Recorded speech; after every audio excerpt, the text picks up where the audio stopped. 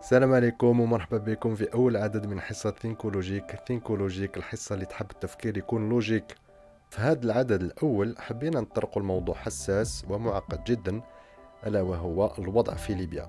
ليبيا الشقيقة عندنا معها حدود تقارب 1000 كيلومتر. حبينا نفهموا أكثر وش راهو صار في ليبيا باش نفهموا شوية أكثر وش كاين وعلاش، شكون مع شكون وكيفاش. الأطراف الفاعلة في الوضع الليبي سواء كانت أطراف داخلية أو خارجية كثروا بزاف، والعلاقات ما بيناتهم جد معقدة. فلذلك حبينا نتناول هذا الموضوع من الناحية العلمية، وحبينا نتحاوروا مع إنسان يكون باحث في الموضوع، مختص في الموضوع. الحمد لله كان لنا الحظ أننا لقينا وقدرنا نتواصلوا مع باحث في العلاقات الدولية مختص في منطقة الساحل واسمه لوكا راينيري، إيطالي الجنسية، باحث في ليكول نورمال سوبيريور سانتانا بمدينة بيزا في إيطاليا. ودرنا مع حوار هذه الشيامات على الأوضاع في ليبيا. نخليكم تبعوا هذا الحوار وإن شاء الله هنا يعجبكم. Monsieur Luca Raineri, bonjour. Bonjour. Et merci d'avoir accepté notre invitation à cette émission pour Wesh FM. Vous êtes chercheur en relations internationales à l'École normale supérieure Sant'Anna de Pise en Italie, et vous êtes spécialiste donc de la région sahélienne. Oui, ma recherche se focalise notamment sur la région saharienne. Donc, si vous voulez, l'ensemble des pays qui regroupent l'Afrique de l'Ouest, l'Afrique du Nord-Ouest, etc. Bien évidemment, mon travail m'amène à voyager très souvent dans les pays d'Afrique, surtout d'Afrique de l'Ouest, mais aussi d'Afrique du Nord. Toutes les années, je passe plusieurs semaines dans ces pays-là, en fonction aussi des projets de recherche, des buts de la recherche, où je rencontre différents acteurs à qui j'ai accès et je peux poser des questions, des entretiens, et sur la base desquels ensuite je mène mes recherches, je publie des articles, des livres, etc. J'aurais une première question à vous poser pour aborder ce sujet qui nous intéresse aujourd'hui. La situation en Libye évolue d'une manière extrêmement rapide. Nous voyons si bien des rencontres officielles que des rencontres non officielles, que des sommets qui sont organisés. Est-ce que selon vous, les récentes évolutions peuvent laisser penser à une stabilisation dans le proche futur? Non, je ne crois vraiment pas que les évolutions récentes tendent vers une stabilisation. Au contraire, on a l'impression que ça part un peu dans tous les sens. Il y a plusieurs acteurs, plusieurs interférences, si vous voulez, dans la politique intérieure libyenne. Par contre, on aurait tort à croire qu'il s'agit uniquement d'une guerre par procuration, d'une proxy war, comme on dit en anglais. Il y a aussi des raisons de politique interne. La Libye est un pays stratégique au centre de la Méditerranée, mais aussi au centre de la région saharienne. Du coup, sa stabilité intéresse à beaucoup d'acteurs, mais sa déstabilisation intéresse tout aussi à beaucoup d'acteurs. À ce propos, est-ce que vous pouvez nous apporter un éclairage sur les acteurs en présence et qui influent sur la situation libyenne? Bon, pour schématiser, mais effectivement, ce serait plus complexe que cela, mais pour schématiser, les acteurs militaires en présence au sein de la Libye se sont regroupés en deux camps essentiellement, dont l'un basé à Tripoli, avec plusieurs milices, mais disons centré autour du gouvernement de Al-Sarraj, basé à Tripoli, et puis l'autre basé dans l'est du pays, donc dans la région qu'on appelle la Cyrénaïque, dont l'homme fort est le maréchal Haftar, dont la milice s'appelle la Armée nationale libyenne. Or, il faut savoir que c'est une milice qui n'a rien d'une armée nationale. C'est une milice privée, si vous voulez, d'un acteur, d'un seigneur de la guerre, comme il y en a beaucoup en Libye. Les acteurs internationaux se sont rangés à côté de l'un ou de l'autre de ces acteurs, essentiellement en fonction des intérêts et des alignements politiques. Pourquoi? Parce que l'alliance de Tripoli, l'alliance centrée autour de Tripoli, est une alliance où effectivement les acteurs proches des frères musulmans sont assez présents, sont assez importants. Et du coup, les gouvernements de la région arabe méditerranéenne qui soutiennent les frères musulmans ont pu les appuyer particulièrement, dont notamment le Qatar, mais aussi la Turquie. De l'autre côté, on retrouve justement les acteurs arabes qui s'opposent à la prise de pouvoir des frères musulmans en Libye et plus en général dans le monde arabe, dont particulièrement l'alliance composée par les Émirats, l'Arabie saoudite et puis bien évidemment l'Égypte, en particulier à partir du moment où le gouvernement de Morsi a été renversé par un coup d'État organisé par l'armée qui s'est donc très fortement opposé aux frères musulmans en Égypte et par conséquence dans les pays voisins aussi, dans la Libye. Donc, si vous voulez, d'une part, Qatar et Turquie qui appuient le gouvernement de Tripoli, et d'autre part, les Émirats, Arabie Saoudite et Égypte qui appuient le gouvernement de Haftar. Ceux-ci ont été les camps en présence pendant plusieurs années. La situation s'est exacerbée à partir du moment où, le 4 avril 2019, le maréchal Haftar a décidé de briser la trêve qui avait été agréée avec les Nations Unies et de partir à l'attaque de Tripoli. Donc c'est une opération militaire qui se déroule depuis plusieurs mois maintenant et qui a voulu mettre les acteurs, y compris les alliés d'Haftar, face aux faits accomplis d'une situation militaire, d'un engagement de type militaire et non politique. Donc à partir de ce moment-là, d'autres acteurs ont essayé d'intervenir pour effectivement peser dans le futur de la Libye. En particulier, on a constaté que la Russie, qui avait adopté une posture, si vous voulez, assez ambiguë, en appuyant les deux acteurs à présence, s'est de plus en plus fortement rangée à côté de Haftar.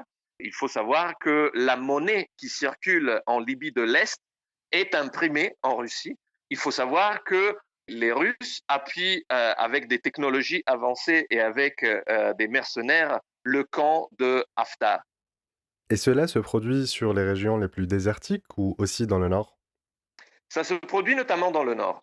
À un moment donné, Haftar a pu gagner un certain consensus international, même en dehors de la région arabe, pour deux raisons. La première raison, c'est qu'il s'était attaqué à l'État islamique, mais il n'était pas les seuls. Il faut savoir que les deux camps, celui de Tripoli et celui de Benghazi, ont pu effectivement même œuvrer ensemble pour chasser l'État islamique qui s'était installé dans la ville de Sirte, la ville natale de Kadhafi. Mais effectivement, cette bataille menée contre l'extrémisme djihadiste, aussi bien à Sirte que dans une autre ville située dans l'Est qui est Derna. Donc ces deux faits d'armes ont effectivement renforcé la crédibilité internationale de Haftar comme un acteur qui lutterait contre le terrorisme et contre le djihadisme, d'une part. D'autre part, il faut savoir que Haftar a su bien œuvrer dans la mesure où, à un moment donné, il a conquis les puits pétroliers, disons la zone de plus haute, de plus importante production pétrolière en Libye, qui se trouve au centre de la Libye, mais il a voulu rétrocéder tous les revenus de la production pétrolière au gouvernement de Tripoli, qui est le seul gouvernement reconnu à niveau international par les Nations Unies. Donc cette manœuvre politique, effectivement, lui a valu un consensus important comme étant un acteur qui souhaite véritablement s'engager, s'investir pour la reconstruction de la Libye. Tout ceci en dépit d'autres actions qui font au contraire douter de la légitimité d'un acteur tel que Haftar. Il faut savoir que Haftar n'a pas manqué de commettre des actions terroristes, lui ou ses hommes ou ses affiliés, à l'endroit non seulement d'acteurs militaires, mais aussi de la population civile, y compris des Libyens. Donc, dans cette situation très complexe, la Russie, effectivement, était déjà investie en Libye pour aider Haftar à protéger la sécurité des puits pétroliers situés sous son contrôle. Par contre, à partir du moment où Haftar a décidé d'attaquer Tripoli, il s'est vite rendu compte que ses forces, y compris celles de ses alliés, n'étaient pas suffisantes pour conquérir la ville de Tripoli, qui est très bien protégée, notamment par les milices qui ne sont pas les milices de Tripoli, mais qui sont alliées aux milices de Tripoli, à savoir les milices de la ville de Misrata, une grande ville riche du nord de la Libye. Donc, c'est à ce moment-là que Haftar a sollicité une aide plus importante des Russes, justement dans l'attaque de Tripoli, donc dans le nord du pays particulièrement.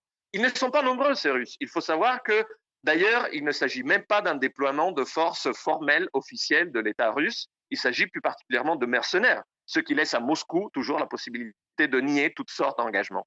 Mais c'est vrai que ces peu d'hommes d'une milice privée ont eu un impact considérable sur le théâtre de guerre, dans la mesure où ils ont amené des technologies à même d'assurer à Haftar le contrôle de l'espace aérien.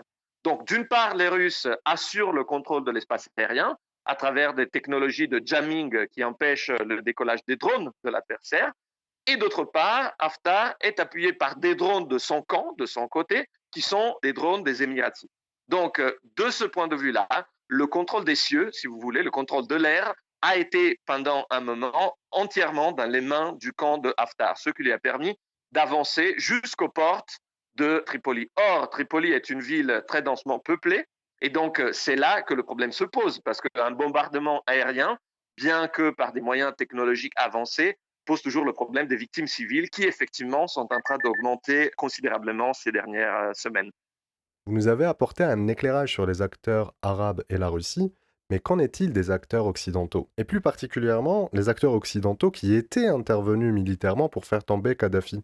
Sont-ils encore influents? Ont-ils laissé le terrain libre?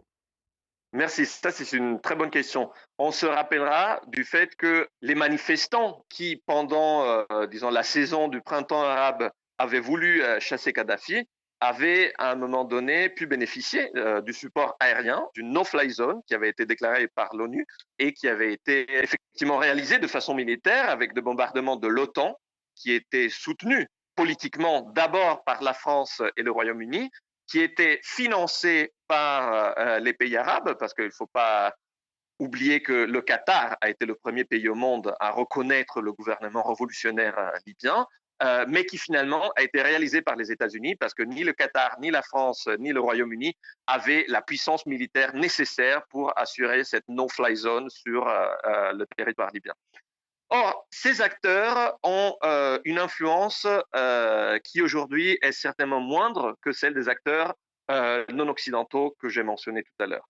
Pourquoi?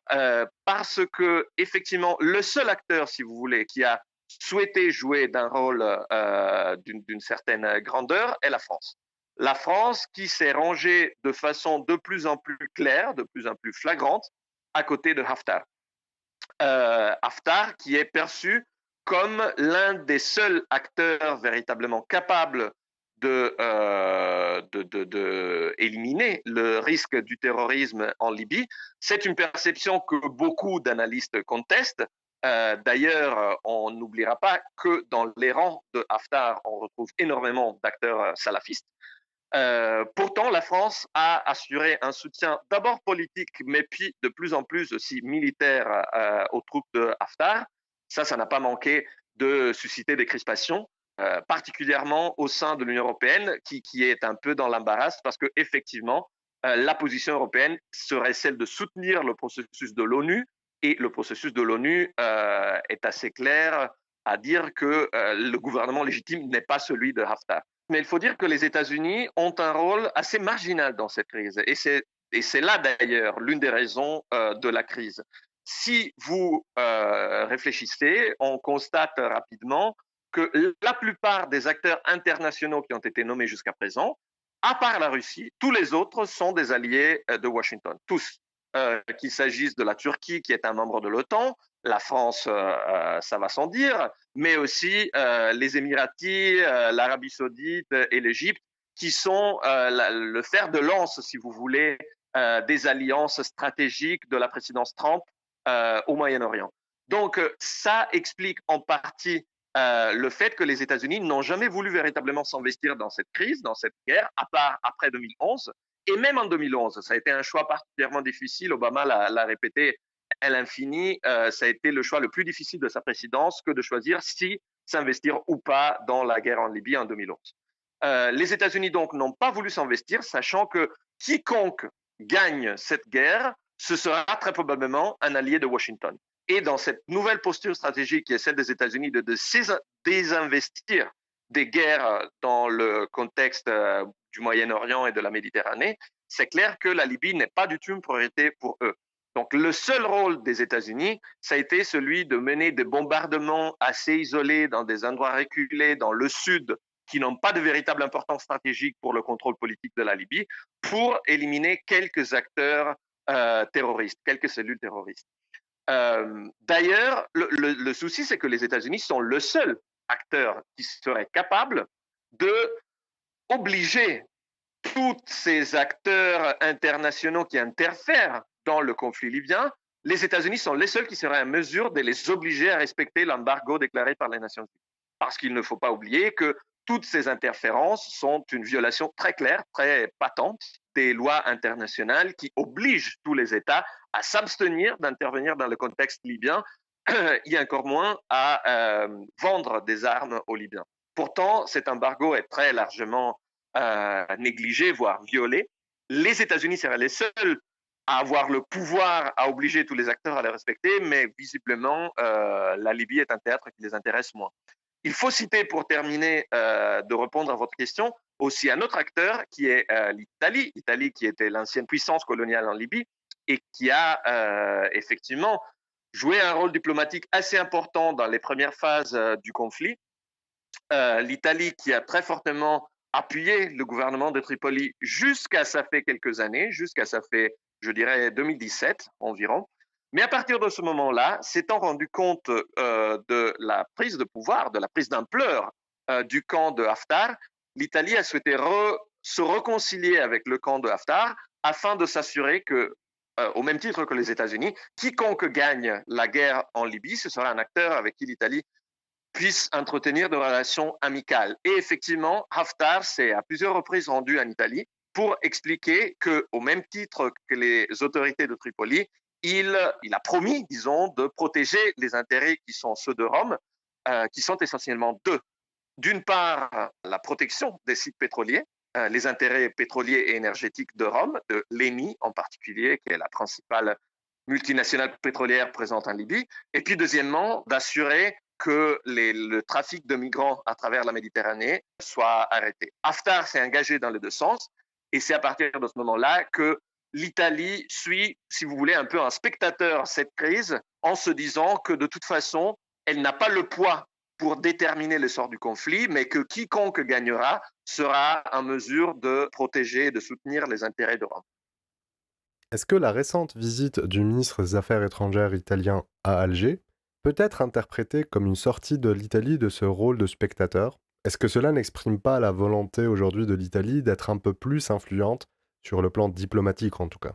Oui, c'est vrai que l'Italie semblerait l'un des rares acteurs, peut-être avec l'Allemagne en ce moment, qui s'agite beaucoup pour essayer de réconcilier les deux camps internationaux qui s'opposent en Libye, comme on l'a vu. Le ministre des Affaires étrangères italien a visité Alger, mais il faut savoir qu'en 3 jours, il a visité la plupart des capitales qui sont concernées pour cette crise. Il a été à Istanbul, il a été au Caire, et au Caire, il a rencontré aussi le ministre des Affaires étrangères français. Il a été à Alger et il a été bien évidemment à Bruxelles. L'idée étant celle d'essayer de soutenir le processus, ou en tout cas ça c'est le but affiché si vous voulez, le processus des Nations Unies qui demande à tous les acteurs de respecter l'embargo. La réalité, c'est qu'il a obtenu très peu de choses parce que les positions sont aujourd'hui très radicalisées. Donc, lors de sa visite à Istanbul, il a obtenu des garanties, mais qui finalement n'ont pas du tout empêché à la Turquie d'envoyer des troupes en Libye, en tout cas d'annoncer qu'ils enverront des troupes en Libye. Il a été également au Caire pour essayer de convaincre les acteurs qui soutiennent Haftar à adopter une posture un peu moins déterminée en faveur d'Haftar et en faveur finalement d'une solution militaire. Mais il est reparti sans pouvoir convaincre ces acteurs à signer un protocole d'entente. Donc, ce sont des agissements diplomatiques, mais qui n'ont pas abouti à grand chose pour l'instant. Ces derniers jours et semaines, nous avons observé une succession de visites de protagonistes de la situation libyenne à Alger, plus particulièrement depuis l'élection du nouveau président, M. Tebboune. Un diplomate onusien chargé de la question libyenne est venu, le ministre des Affaires étrangères italien, on le disait tout à l'heure, est venu à Alger aussi, M. Serraj est venu à Alger, il y a eu aussi la nomination d'une nouvelle ambassadrice turque à Alger. Est-ce que l'Algérie peut avoir un rôle diplomatique à jouer dans le conflit libyen? Et est-ce que sa sortie d'une période de plusieurs mois d'incertitude peut amener quelque chose de nouveau dans la situation en Libye? Oui, ça a été très clair. L'Algérie a toujours joué un rôle très important dans le processus de stabilisation de la Libye. Le but de l'Algérie a été celui d'essayer de tout faire pour réunir toutes les parties en présence autour d'une table et assurer que la partition définitive de la Libye soit un péché. Partition qui finalement favoriserait, si vous voulez, l'influence égyptienne sur l'Afrique du Nord. Donc l'Algérie a été toujours très clairement opposée à ça. Or, son rôle a été un petit peu offusqué pendant la longue période de crise que l'Algérie a traversée. L'élection du président récemment a effectivement permis de relancer d'une certaine manière le rôle de l'Algérie. Or, dans tout cela, l'Algérie n'a pas manqué de faire comprendre que si elle devait se ranger de l'un des deux côtés, ce serait probablement du côté de Tripoli, donc du camp qui est en ce moment guidé par la Turquie. Est-ce que dans cette multitude d'acteurs en présence, ayant parfois des intérêts divergents, on peut dire que l'Italie et l'Algérie ont en commun l'intérêt d'une Libye stable, peut-être pour des raisons différentes? Pour l'Italie, une Libye stable éloigne le spectre d'une crise migratoire, et pour l'Algérie, ayant presque 1 000 kilomètres de frontière avec la Libye, on peut aisément comprendre les raisons sécuritaires. Est-ce que ce ne serait pas peut-être les deux seuls acteurs ayant intérêt vraiment à garder une Libye stable et unie? Je ne crois pas. Je pense que non seulement en façade, mais en réalité, la très grande majorité des acteurs en présence ont un intérêt à voir la Libye stabilisée. La question est de savoir quelle est la bonne formule qui permettrait la stabilisation de la Libye. Ceux qui soutiennent Haftar le font souvent dans la persuasion que la Libye a besoin d'un homme fort, si vous voulez, et que Haftar serait le seul acteurs en mesure de garantir cette stabilité dont la Libye a besoin. Ceux qui opposent Haftar, au contraire, considèrent que l'animosité d'une très grande partie des Libyens, notamment à l'ouest, mais pas que, ne permet pas de croire à la promesse de Haftar. D'ailleurs, Haftar est un acteur qui ne tient pas particulièrement sa parole, dans la mesure où il a très souvent promis de s'investir dans un processus de paix, quitte à attaquer le jour d'après. Et on a vu effectivement que même cette stabilisation de l'est de la Libye qu'on observe aujourd'hui, elle a ses failles. C'est une stabilisation qui se fait au prix d'une certaine violence, d'un grand autoritarisme vis-à-vis de la population. Mais je suis persuadé que la France se fait des illusions. Aussi bien que les Émiratis se font des illusions en soutenant un acteur tel que Haftar, mais dans le but toujours de parvenir à la stabilisation de la Libye. Il ne faut pas oublier non plus que avant de la dernière attaque de Haftar à Tripoli, la Libye n'était pas non plus un pays stable. L'alliance de milices qui gère la ville de Tripoli n'est pas non plus un partenaire particulièrement fiable pour la communauté internationale. Ce sont des milices qui sont très largement investies dans des activités criminelles à grande échelle et qui n'ont pas manqué de perpétrer des abus vis-à-vis de leur même population. Donc c'est vrai qu'on se trouve dans une situation où il est très difficile d'envisager, d'imaginer, de savoir ce qu'il faut faire pour faire avancer cette fameuse stabilisation de la Libye. Si vous voulez, pour revenir un peu à votre question, je pense que au final, l'Algérie aurait plus d'intérêts en commun avec la France qu'avec l'Italie, parce que les intérêts de l'Italie sont plus liés aux réserves pétrolières et aux migrations, qui ne sont pas les thèmes les plus porteurs pour l'Algérie. Pour l'Algérie, il s'agit essentiellement de garantir une stabilité contre la déstabilisation de la région saharienne et contre l'infiltration du terrorisme, ce qui est exactement la même priorité de la France. Donc, si vous voulez, il y a là des marges d'entente. La mésentente est due au fait que Paris fait confiance à un homme à qui l'Algérie ne fait pas confiance. Vous nous avez parlé de cellules terroristes dans le sud libyen. On sait qu'il y a aussi des cellules terroristes au Niger. On l'a vu avec une attaque extrêmement meurtrière dernièrement. Au Burkina Faso, au Mali, les attaques se multiplient. Le nombre des victimes ne cesse de croître. Le Sahel est aujourd'hui gangréné par ces groupuscules terroristes. Est-ce qu'il y a un risque de fusion, de jonction sur le croissant Libye, Niger, Mali, Burkina pour constituer une seule entité? Ou alors, est-ce qu'ils appartiennent à des mouvances qui s'opposent trop pour des raisons ou d'autres? Elle ne s'oppose pas. Ceci étant dit, il est difficile de savoir si cela va entraîner une possibilité de unification. Certains des acteurs qui étaient présents dans le Sahel, des acteurs terroristes, de groupes terroristes qui étaient présents au Sahel, s'étaient réfugiés à un moment donné dans le sud de la Libye. Donc les liens sont là, ils existent.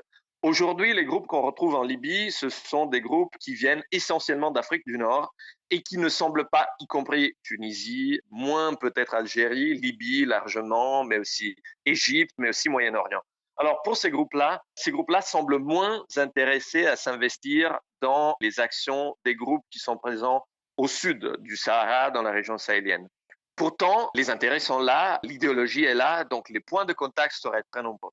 Il ne faut pas oublier par contre qu'il y a une mission militaire antiterroriste assez importante qui est déployée justement au milieu du Sahara, dans la faille, si vous voulez, dans la ligne qui va de la Mauritanie jusqu'au Tchad, et qui est là précisément pour empêcher que cette joncture se fasse, particulièrement par le trafic d'armes. Vous parlez du déploiement des troupes françaises? Exactement. Il s'agit de la mission contre-terroriste française Barkhane, qui est déployée depuis 2014, dont le but initial était d'empêcher le flux d'armement libyen qui puisse aller renforcer les groupes terroristes dans la région sahélienne. Cette mission-là, si vous voulez, cet objectif-là a été atteint d'une certaine manière, dans la mesure où aujourd'hui on observe beaucoup moins de flux d'armement de la Libye vers le sud.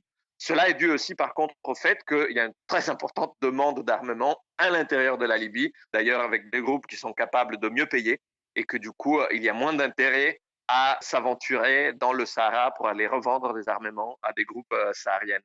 Les groupes qui sont présents au Sahel, au contraire, s'arment à partir du pillage des arsenaux des gouvernements locaux. Donc, si vous voulez, le risque des jonctions, théoriquement, est là. Certainement, une jonction s'opère déjà entre les différents groupes qui sont présents au Sahel. Ce que ça va donner dans le futur, il est difficile de le prévoir. L'opération Barkhane, prévue initialement pour ne durer qu'un temps, s'est vue finalement s'allonger, s'allonger, et maintenant on voit que les troupes françaises sont présentes depuis plusieurs années. Quel avenir pour cette opération? Quel avenir pour cette présence? Doit-on s'attendre à une pérennisation, à l'ouverture de bases militaires permanentes là-bas, ou plutôt à un passage de flambeau? Ça, c'est une grosse question. Et d'ailleurs, qui entraîne énormément de débats. La présence française au Sahel fait l'objet de plus en plus de contestations de la part des opinions publiques des pays africains qui jouent aussi la carte très ouvertement du nationalisme pour essayer de critiquer la présence de la France au Sahel. Mon impression est que la France souhaiterait pouvoir partir, souhaiterait pouvoir quitter en tout cas son déploiement au Sahel dans les termes actuels parce que cela est extrêmement cher, beaucoup plus que ce que le Trésor français peut tolérer. Et c'est vrai que depuis un certain nombre d'années, la France essaye d'envisager une stratégie de sortie, par exemple en appuyant, en renforçant les armées locales, les armées des États du fameux G5 Sahel, donc des anciennes colonies françaises au Sahel, mais cette stratégie-là n'a pas marché. Ça aurait été extrêmement cher, la communauté internationale n'a pas voulu financer ce type d'effort, encore moins les États-Unis qui estiment qu'il n'y a pas de véritable risque sécuritaire, certainement pas pour les États-Unis, malgré l'avancée des groupes terroristes dans cette région, qui ne semblent pas particulièrement intéressés aux États-Unis. Et les armées et la restructuration, le véritable renforcement des armées des pays sahéliens, qui sont, rappelons-nous, parmi les pays les plus pauvres du monde, demanderaient du temps, un effort, des ressources que personne n'a la capacité de déployer en ce moment. Les peu d'actions qui ont été menées de façon conjointe par les Français avec les armées locales ont pu marcher sur le court terme d'un point de vue militaire, mais en même temps, elles se sont souvent accompagnées par des sévices. Malheureusement, les armées maliennes, on a documenté les sévices et plus que bavures, des tortures carrément opérées par des armées africaines vis-à-vis de leur propre population, ce qui est d'ailleurs l'un des facteurs les plus importants de radicalisation, d'embrigadement en faveur des groupes terroristes. Donc, d'un point de vue de plus long terme stratégique, cette tentative de passer la main et de petit à petit laisser, disons, le camp aux acteurs locaux n'a pas particulièrement marché. C'est pour cela que maintenant, la France, Paris, semblerait vouloir changer de stratégie et demander plus d'investissements européens pour pouvoir partager un peu le poids de cette mission qui est d'un point de vue économique, mais aussi politique, très très lourd. Cela sera décidé lors d'un sommet qui se tiendra bientôt dans la ville de Pau et on verra bien ce que cela va donner. Permettez-moi de revenir maintenant à la situation en Libye. Est-ce que l'espoir est palpable d'un règlement diplomatique de la situation? Est-ce qu'il est envisageable de penser à un partage du pouvoir entre les deux camps, mais dans une Libye unie? Ou alors se dirige-t-on vers une scission sous une forme ou une autre, sous une forme de fédéralisme ou même sous une forme plus brutale comme au Soudan? il, il est vraiment très difficile de le prévoir. Envisager un gouvernement d'unité nationale était exactement le plan de l'ONU, ONU qui avait réussi, avec beaucoup d'efforts, à réunir la communauté internationale sur ce type de projet stratégique, y compris les acteurs locaux.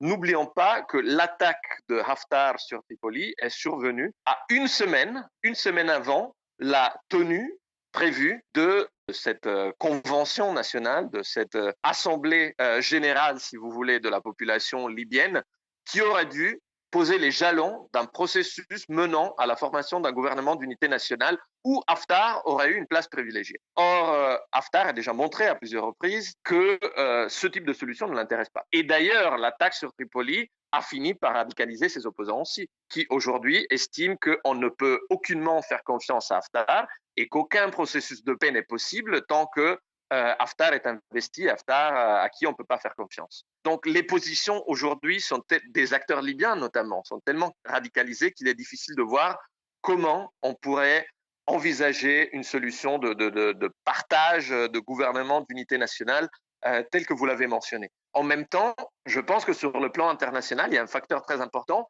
qui est négligé. C'est-à-dire qu'on a vu récemment se tenir à Istanbul un sommet entre la Turquie et la Russie, qui, on le sait, sont les acteurs qui soutiennent les deux camps en présence. Sommet qui a beaucoup inquiété les Occidentaux parce qu'on voit une fois de plus, après la Syrie, que ce sont d'autres acteurs en dehors de l'Occident qui finissent par régler ou qui essayent de régler des conflits très importants sur le plan international. Or, ce sommet-là, à part l'effet d'annonce, on voit mal ce à quoi pourra aboutir. Turquie et Russie se sont engagés à lancer, à soutenir une trêve entre les deux parties. Le jour d'après, Haftar a relancé une attaque contre ses adversaires, montrant une fois de plus que l'option de paix ne l'intéresse pas. Dans tout cela, il y a un facteur qui est négligé, c'est-à-dire, encore une fois, les Émirats arabes. Il ne faut pas oublier que malgré le parler que l'on fait à bon droit aussi de la Turquie et de la Russie, mais l'acteur militairement le plus important dans la Libye sont certainement les Émiratis. Émiratis qui soutiennent militairement Haftar depuis bien avant l'attaque récente, depuis au moins 2014. Et ni la Russie ni la Turquie ont aucun véritable pouvoir d'orienter, de diriger, d'accompagner les décisions du pouvoir de Dubaï. Donc, tant que Dubaï ne sera pas engagé dans ce processus diplomatique, je vois mal comment on pourrait s'en sortir. Parmi les protagonistes d'un camp et d'un autre, on voit quand même deux grands acteurs, la Turquie d'un côté, les Émirats de l'autre. Quels sont les intérêts de l'un et l'autre dans ce conflit libyen? Je pense que ça revient un peu au premier point qu'on avait abordé. Dans ce cas-là, il s'agit très clairement d'intérêts idéologiques et politiques. Donc, d'une part, on voit le camp, disons, qui tourne autour des frères musulmans, le camp qui est appuyé par la Turquie, mais derrière lequel on constate la présence politique et surtout financière du Qatar. Et de l'autre côté, des acteurs qui s'opposent aux frères musulmans, qui s'opposent donc à cette posture quelque part démocratique d'issue de conflits qui sont les Saoudiens et les Émiratis. Donc ce sont d'abord des raisons idéologiques et politiques. Il y a aussi des intérêts économiques, surtout, je dirais, de la part de la Turquie. Les Émiratis ont peut-être besoin de beaucoup de choses, mais certainement pas de pétrole ou d'hydrocarbures. Ils en ont déjà suffisamment. Par contre, la Turquie a un intérêt à avoir un meilleur accès au marché du pétrole libyen, mais aussi, surtout, à reconfigurer les droits d'exploitation des réserves d'hydrocarbures qui existent au-dessous du bassin de la Méditerranée orientale. Il ne faut pas oublier que ce qui a surtout inquiété au départ les observateurs occidentaux dans le rapprochement entre la Turquie et la Libye, ça a été le fait que la Turquie a d'abord, avant d'investir ses troupes, a d'abord négocié avec la Libye un accord de répartition de ressources d'hydrocarbures en Méditerranée orientale avec la Libye qui reconfigure complètement les frontières actuelles, qui est en violation patente du droit international, mais cela maintenant est devenu une constante pour la crise libyenne, et qui effectivement empiète très clairement sur les droits d'exploitation qui ont été accordés jusqu'à présent, qui bénéficient particulièrement Israël, Égypte, Chypre, Grèce, Italie et France. Donc tous ces acteurs ont été très particulièrement inquiétés par l'attitude de la Turquie vis-à-vis de cette reconfiguration des droits d'exploitation, derrière laquelle on voit très bien que la Turquie veut jouer un rôle différent dans la répartition de ces ressources. Donc il y a effectivement des intérêts pétroliers aussi pour des exploitations en Méditerranée. Sous-marine, oui, effectivement. Ça, d'ailleurs, est l'un des aspects qui ont le plus inquiété la Grèce, parce que cette nouvelle configuration agréée entre la Libye et la Turquie, effectivement, ils ont redessiné un espace que la Grèce considère comme étant son espace souverain. Pas que la Grèce, d'ailleurs, c'est ancré dans le droit international, si vous voulez. Donc la Grèce, qui a une relation historique d'animosité, si vous voulez, avec la Turquie, se retrouverait, après cet accord, encerclé par le pouvoir turc de tous les côtés. Ça a particulièrement inquiété Athènes, qui a du coup fait des pas très importants en direction de l'alliance qui oppose le pouvoir de Tripoli. Donc, ils se sont plusieurs fois rendus au Caire, ils se sont rapprochés de Paris, ils sont allés jusqu'à Bruxelles pour demander que l'Union européenne chasse l'ambassadeur turc de l'Union européenne. Chose que l'Union européenne n'a pas pu faire parce que, rappelons-le, la Turquie joue aujourd'hui le même rôle que Kadhafi avait joué jusqu'à ça fait 10 ans, c'est-à-dire celui de bouchon pour bloquer les flux migratoires qui, du Moyen-Orient dans ce cas, s'orienteraient vers l'Europe. Donc la Turquie a un énorme pouvoir de chantage vis-à-vis de l'Europe. La Grèce s'est rendu compte que la solidarité qu'elle pouvait obtenir de Bruxelles était limitée, et du coup, la Grèce semblerait maintenant vouloir investir énormément de ses ressources en équipement militaire, y compris en achetant des bombardiers de production américaine extrêmement chers. Tout ça dans un contexte économique que l'on connaît, celui de la crise économique qui malheureusement sévit en Grèce depuis plusieurs années. La Turquie et la Libye représentant deux des plus grandes portes d'entrée de l'immigration en Europe, on comprend bien que l'Europe se retrouve maintenant dans une situation délicate vis-à-vis de la Turquie et vis-à-vis de la Libye, vis-à-vis de ces portes d'entrée qui continuent de prolonger une crise migratoire sans fin. Complètement. Bon, il faut dire que la crise migratoire, théoriquement, a pris fin pour l'instant, en tout cas en Europe. Les flux migratoires qui rejoignent l'Europe aujourd'hui sont extrêmement réduits, en particulier de la Libye à l'Italie. Ils ont baissé à un niveau qui était inconnu même à l'époque de Kadhafi. Donc, effectivement, on ne peut plus parler de crise aujourd'hui, mais c'est clair que cela fait partie des craintes des acteurs européens. D'ailleurs, si vous voulez, pour citer un exemple qui me semble bien exprimer la contradiction de la position européenne.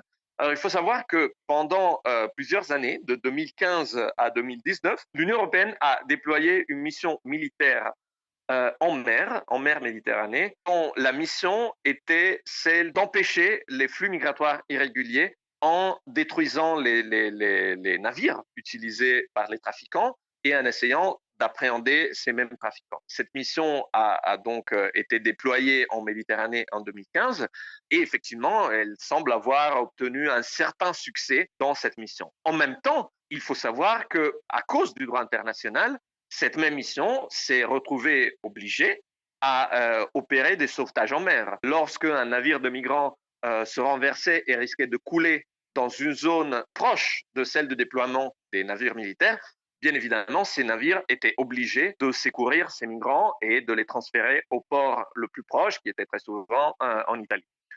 Quand le gouvernement italien de extrême droite s'est installé à Rome en 2018, ils ont souhaité arrêter cette mission parce que d'après eux, ça aurait pu faciliter la tâche des trafiquants, justement à cause de ce mécanisme qui obligeait ces mêmes navires militaires à amener des migrants sauvés en mer vers l'Italie.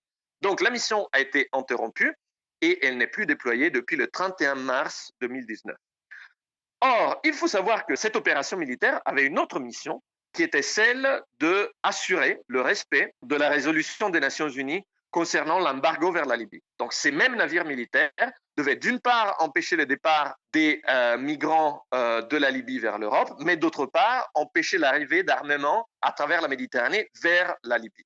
Or, en ayant éliminé cette mission, plus aucune barrière n'existe pour empêcher le flux d'armement vers la Libye. Et effectivement, on a vu que la mission navale européenne en Méditerranée a été arrêtée le 31 mars. Le 4 avril, Haftar a attaqué Tripoli. Est-ce qu'une relation existe entre les deux?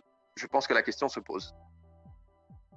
Merci beaucoup, monsieur Luca Raineri, du temps que vous nous avez accordé, en espérant que cela apporte un éclairage à nos auditeurs La Libye étant un sujet complexe, extrêmement complexe, il nous fallait la parole d'un spécialiste pour l'aborder. Merci beaucoup. Merci à vous. Au revoir. Je le rappelle, vous êtes chercheur spécialisé en relations internationales à l'École normale supérieure Sant'Anna de Pise en Italie et vous êtes plus particulièrement spécialisé sur le Sahel et la région d'Afrique du Nord. Merci encore d'avoir participé à cette émission et merci à nos auditeurs en espérant que ce premier numéro vous aura été instructif, utile, distrayant et en tout cas que ça vous aura plu. Et je vous dis à la prochaine. هذا كان الحوار مع سيد لوكا راينيري كما تابعتوه. ان شاء الله راهي تجي الترجمه عن قريب، شويه وقت برك نحط لكم الرابط في لا ديسكريبسيون. عن قريب ان شاء الله الخرجه اوفيسيال تاع واش افام، لا راديو اللي راح تجوز فيها هذه الحصه ان شاء الله، تجوز فيها في العدد الاول ديالها يعاود يجوز، والعدد الثاني تاني كنا نبريباريو فيه. بلا هذا الفورما عجبكم تاع حوار كالم هادئ، حوار مع مختصين على موضوع ذو اهميه، قولوا لنا وتنكوراجيونا ان شاء الله باش العدد الثاني تانيك نحطوا فيه كاع قلبنا. يعطيكم الصحه والسلام عليكم.